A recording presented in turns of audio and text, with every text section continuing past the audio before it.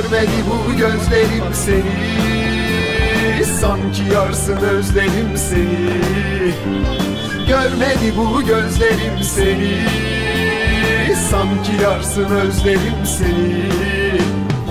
Özgürlüğün adı sen oldun, sonsuza dek beklerim seni.